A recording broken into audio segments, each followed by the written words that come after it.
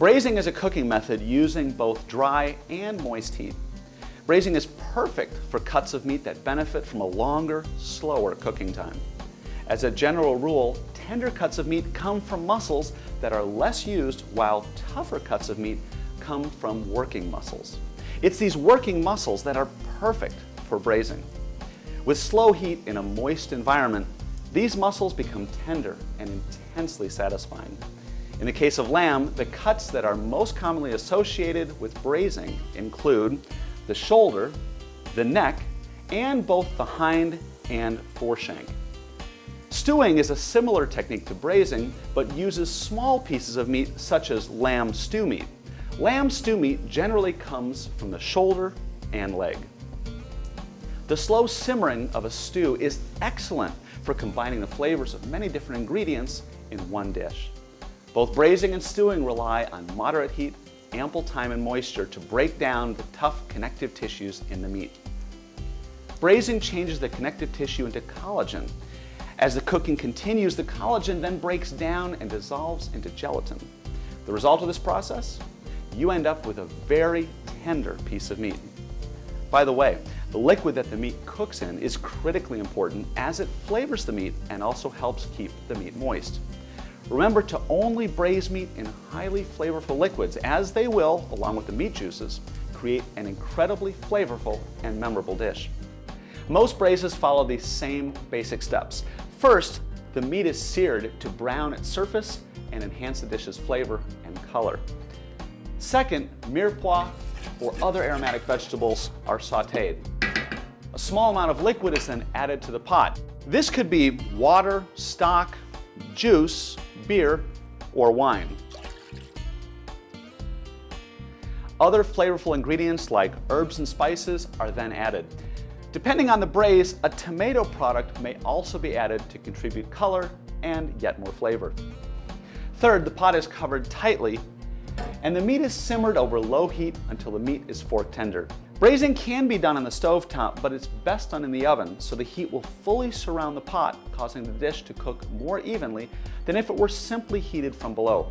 The low heat is a major factor in the success of the braise. High heat will toughen and dry out the meat. A successful braise will intermingle the flavors of a meat such as lamb and the cooking liquid.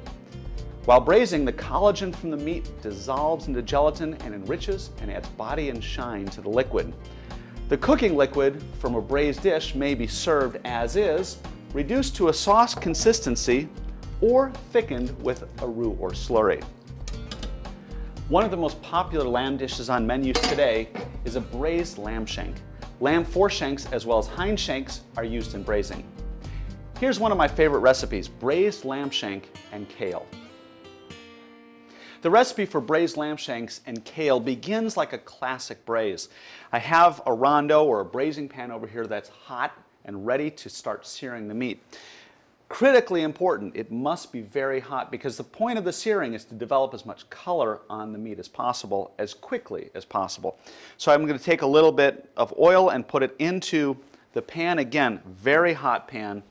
At that point I have four shanks from the lamb. And I'm going to go ahead and put these into the braising pan. And I'm going to let this saute and I'm going to sear it and keep moving these around so that by the time these are seared, they should be seared on all surfaces. You don't want to leave any part of that that's sort of white. It must be nice, deep brown color because that's going to give you the flavor and that's going to give you the color in the finished dish.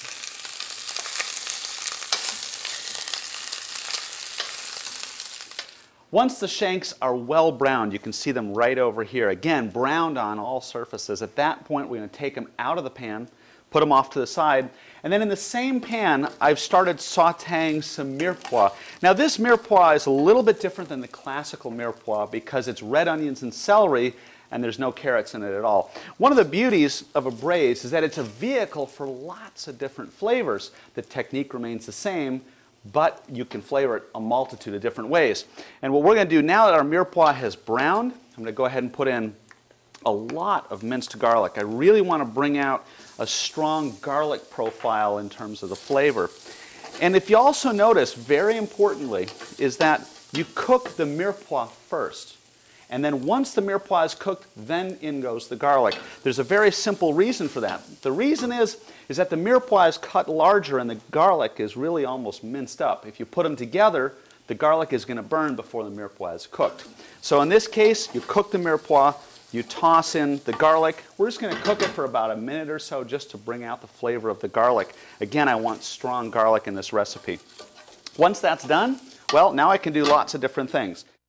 We're going to start with some strong dark stock and then lots of other flavorings. So watch this. We're going to take a whole bunch of tomato sauce and put that right into the pan. Now in goes some of the flavorings. I have here some whole fennel seed. Sprinkle those into our braising liquid along with some black pepper, and I have some fresh thyme leaves and a little bit of salt. Sprinkle that in. The last thing I need to put in, well, our lamb shanks that we lovingly browned just a bit earlier. I'm going to put that right into the braising liquid, move that around,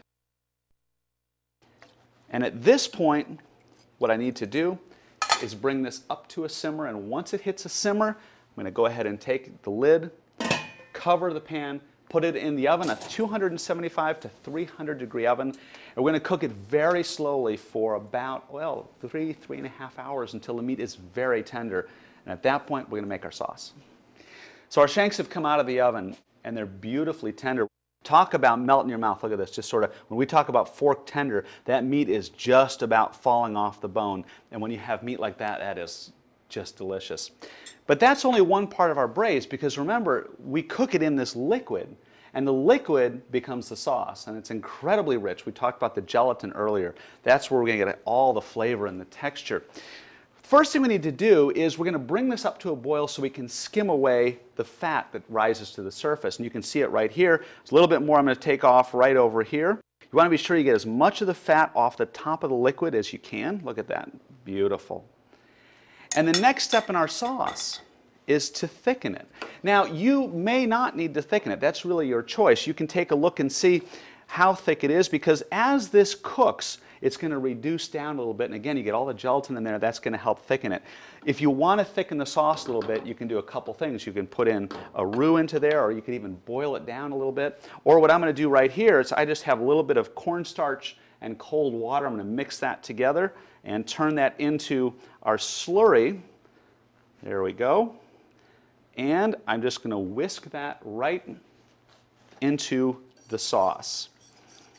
Doesn't take much, and one of the things to remember with the slurry, be sure to bring this up to a boil, because the cornstarch won't really thicken until the liquid is at a full boil. A lot of times people put some in and wait a minute, it doesn't thicken, then they put a bunch more in, and then when it finally comes up to a boil, it's too thick. So always let it boil. And then once it comes to a boil, you can see exactly if it's thick enough, or if you'd like to perhaps put a little bit more slurry in. The other thing you can do with a braise is to take the liquid at this point and strain it. In this recipe, we're not going to do that. In fact, I'm going to leave the mirepoix in here. It's sort of more of a rustic presentation. But once again, you can certainly put this through a chinois or a strainer. On to our garnish.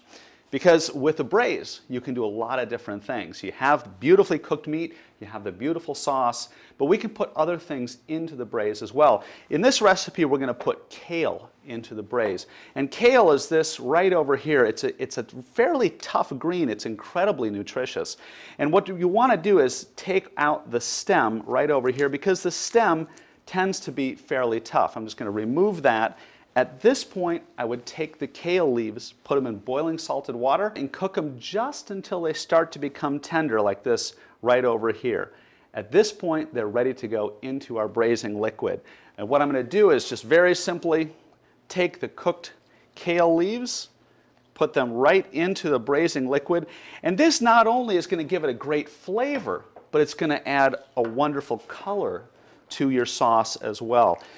We'll cook this for just a few minutes until the kale just becomes a bit more tender. And at that point, I'm going to go ahead and take our lamb shanks, put them right into the liquid, and when those shanks are good and hot, it's ready to serve.